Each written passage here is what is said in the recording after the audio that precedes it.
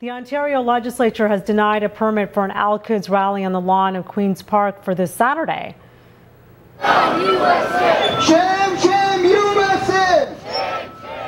Quds Day, celebrated on the last Friday of Ramadan, calls for the end of Israel and the establishment of a Palestinian state. It was started in 1979 after Iran's Islamic Revolution. The permit was denied due to public safety concerns, as past rallies have included the flag of Hezbollah, an acknowledged terrorist group. Sergeant at Arms Dennis Cook says Queen's Park is ready in case the group still decides to show up. Joining us in studio to talk more about the situation is Sam Eskenasi of B'nai B'rith. Thanks so much for coming in, Sam. It's a pleasure. Liberal government doesn't always get the situation right, but in this case, let's say they did deny the permit to keep this protest from happening. I mean, I think the important thing to understand is that these people are supportive of a radical ideology. They are supportive of terror. I mean, just in your intro, you talked about the fact that they want to remove Israel, remove the Zionist entity, as they like to call it.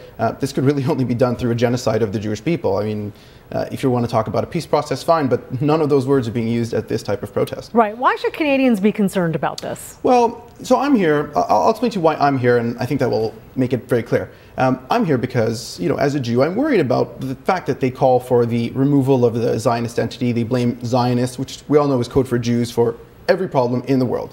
But I'm more upset as a Canadian that they're bringing a radical ideology funded by Iran and backed completely by Iran, who's already supporting the killing of about 100,000 people in Syria. So they're bringing this radical ideology into Canada. And Quds Day is really just the public face. It's sort of, if you can imagine, a sort of disgusting pool of filth, and then this is just really bubbling to the top. So, I mean, I think everyone should be worried that these radical ideologies, which lead to the VA rail bombing plot, the Toronto 18, the BC legislature plot, you know, these type of radical ideologies are being imported by this group. Yeah, they're definitely spilling over to our shores. Jonathan Hallaby, security expert, joined us right before you. I saw you two chatting outside there in the studio. And, you know, when he saw the lead up to you coming in and he said, okay, you're talking about Quds, you got to talk about the situation. This is not a really cuddly organization. No. They're not cute and cuddly, far from it. Like you said, this is a situation where they are essentially supporting genocide that is intolerable, especially on Canadian soil. It's, I mean, that's really the trouble. By having it on Queen's Park, that it almost makes it look like, potentially having it on Queen's Park, or they have in past years,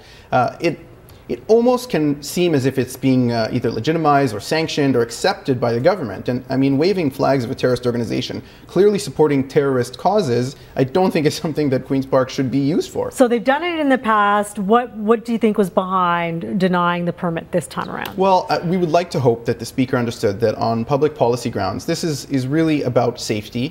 You can't, again, have people be preaching these radical ideologies. If they want to, you know, preach hate, there's laws for that. There's reasons that they shouldn't be allowed to do that. And again, we don't want to have these radical ideologies create more plots like the VA rail or BC legislature bombing plots. All right, absolutely dangerous indeed. Okay, Sam, thanks so much for coming. For sure. That is